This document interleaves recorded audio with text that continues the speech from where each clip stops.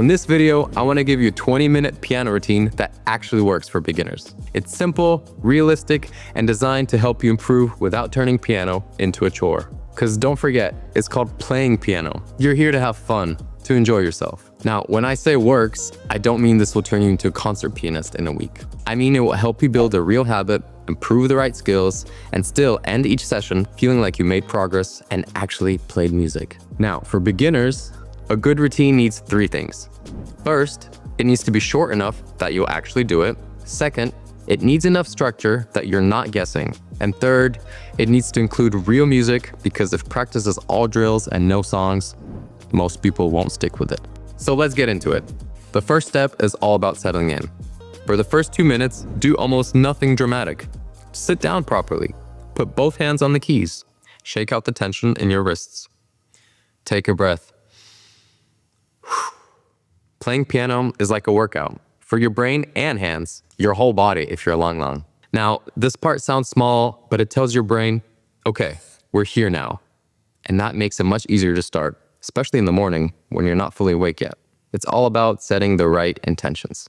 Step 2, warm up. Start with a simple 5-note scale. Right hand thumb on middle C, play up 5 notes and back down. So C, D, E, F, G, and back down. F, E, D, C. Slowly. All right. Now let's try the same thing with the left hand. 1 octave lower.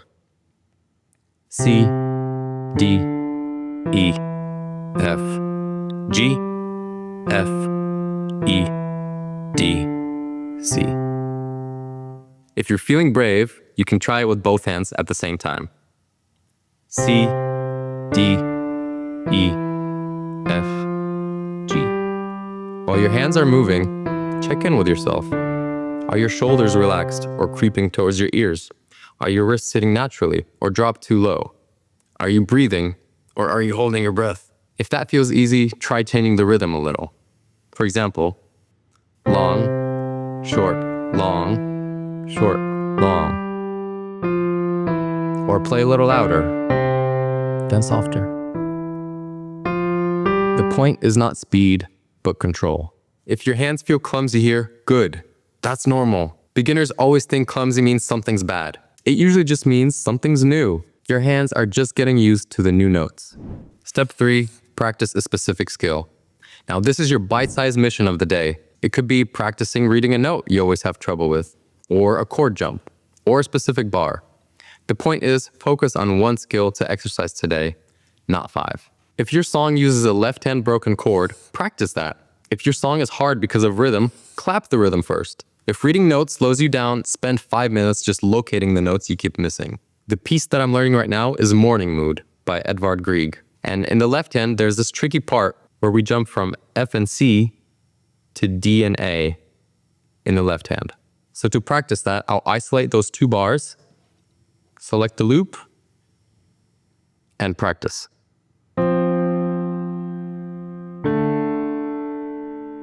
And again.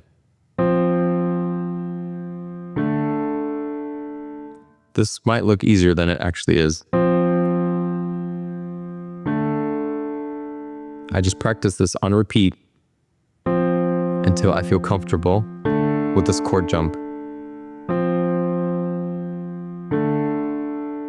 Now, if at any point your wrist starts to hurt or your brain starts to hurt, take a break. Come back to it 5 minutes later.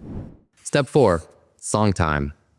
Now comes the fun part. Spend the biggest part of your session actually playing music. Not the full song from start to finish every time, just a section you're currently learning. I'd recommend working on one very small chunk, maybe 4 bars, maybe even 2.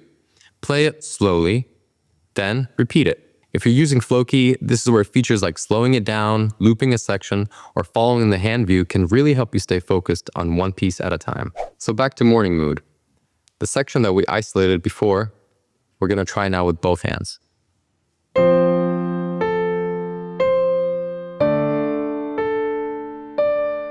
And again.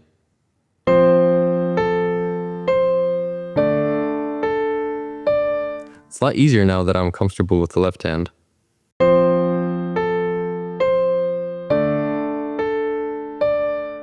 Awesome. Now I'm ready to go back to the beginning of the piece, which I'm already comfortable with because I need a win here.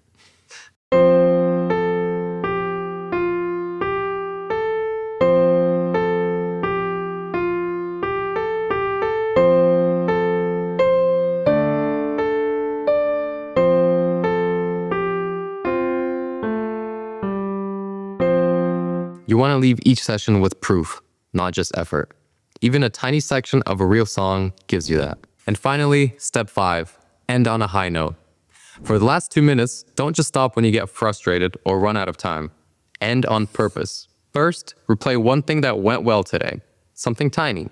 A smoother chord change, a cleaner rhythm, a bar that felt impossible yesterday and okay today. Then, decide your first step for tomorrow. Literally one sentence is enough. For example, tomorrow I'll start with the left hand in bar 8. That sounds simple, but it's one of the best ways to build consistency. Let's go back to that section we mastered today.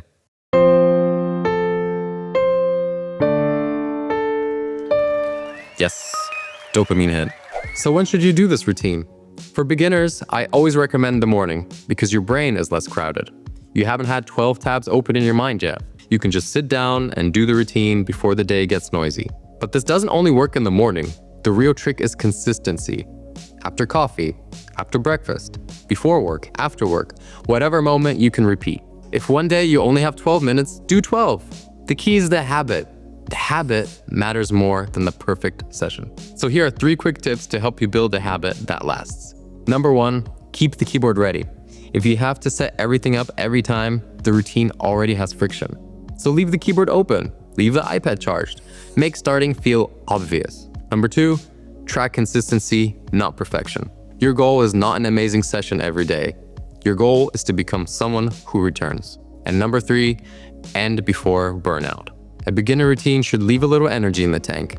You want to finish thinking, I could do 5 more minutes, not, I never want to touch this keyboard again. So let's summarize. First, reset, settle in. Give yourself 2 minutes to arrive at the piano. Second, warm up the hands. Just a simple exercise to get your fingers moving. Third, work on one skill. One chord change, one rhythm, one tricky bar. Not everything, just one thing. Fourth, play actual music.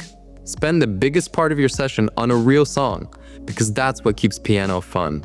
And fifth and finally, end on success. Don't stop right after the mistake that annoyed you most. Replay something that went well and decide where you'll start tomorrow. If you do this consistently, something really important starts to happen. Practice stops feeling like this giant emotional event where you need perfect motivation. It just becomes a part of your day. And that's when people improve. If you want to put this routine into practice with real songs from day 1, check out Flowkey. You pick a song you love and it walks you through it at your own pace, listening to every note you play and waiting until you get it right before moving on. It's free to get started and the link's in the description. One thing that'll make this routine significantly more effective is being able to read the music you're practicing. Learning by ear works, but the moment you can read notation, you know exactly what you're supposed to be playing. In the next video, we'll take you from knowing nothing about reading music to following along with your first real piece of sheet music. Click that video right here. Don't forget to like and subscribe, and I'll see you next time. So how much is too much? I don't know. Come back to it 5 minutes later. 5 minutes later. We're back. It might feel a little awkward at first, but again, that's just your hand getting used. I can't talk and play at the same time.